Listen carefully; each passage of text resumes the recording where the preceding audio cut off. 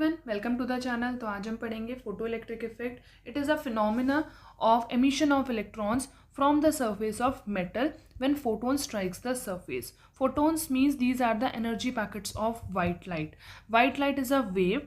Wave का particle nature भी होता है, तो जब हम इसको पार्टिकल नेचर में कंसिडर करेंगे तो इसके पार्टिकल्स को फोटोन नाम दिया जाता है।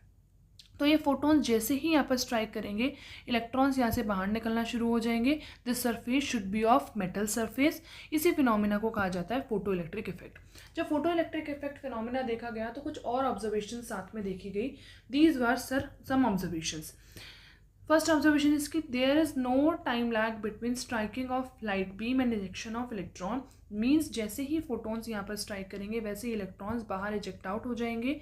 कोई भी टाइम लैग बीच में नहीं आएगा, 1 सेकेंड का भी टाइम लैग नहीं आएगा। टाइम लैग मतलब टाइम का गैप नहीं आएगा। ऐसा नहीं है कि पहले लाइट स्ट्राइक करी और 1-2 मिनट बाद इलेक्ट्रॉन्स आए। नो, जैसे ही यहाँ पर लाइट आएगी वैसे ही इलेक्ट्रॉन्स बाहर इजेक्ट आउट होना शुरू हो जाएंगे। सेकंड ऑब्जर्वेशन थी कि यहाँ से जो नंबर ऑफ इलेक्ट्रॉन बाहर निकलेंगे वो डिपेंड करेंगे कि आने वाली जो फोटोन्स हैं, आने वाली जो वाइट लाइट है, उसकी ब्राइटनेस कितनी है। ब्राइटनेस और इंटेंसिटी एक ही बात होती है, तो हम कह सकते हैं कि number of electrons ejected out directly proportional to intensity of light. जितनी ब्राइट लाइट होगी उतनी ज़्यादा नंबर ऑफ इलेक्ट्रॉन्स बाहर निकलेंगे। थर्ड पॉइंट कहता है कि kinetic energy of electrons directly proportional to frequency of light.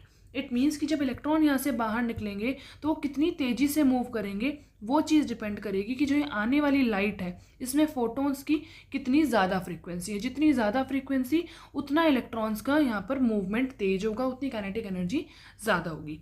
So these were some observations. उसके बाद आइंस्टाइन ने एक चीज़ ऑब्जर्व करी थी इस फोटो इलेक्ट्रिक इफेक्ट के अंदर और अपना कंट्रीब्यूशन दिया था। इसने कहा कि जो हमारे ये 2 पॉइंट्स हैं, ये 2 पॉइंट तब वैलिड होंगे जब हमारे पास एक मिनिमम फ्रीक्वेंसी हो इस फोटोन की। इस फोटोन की मिनिमम फ्रीक्वेंसी को नाम दिया गया थ्रेशोल्ड फ्रीक्वेंसी।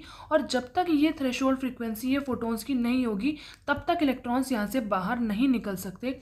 तो अगर इस मिनिमम फ्रीक्वेंसी हमारी फोटॉन्स की नहीं है, उसके बाद आप कितनी भी इंटेंसिटी बढ़ाते रहो, नंबर ऑफ इलेक्ट्रॉन्स बाहर नहीं निकलेंगे और ना ही ये इंटेंसिटी पे डिपेंड करेंगे।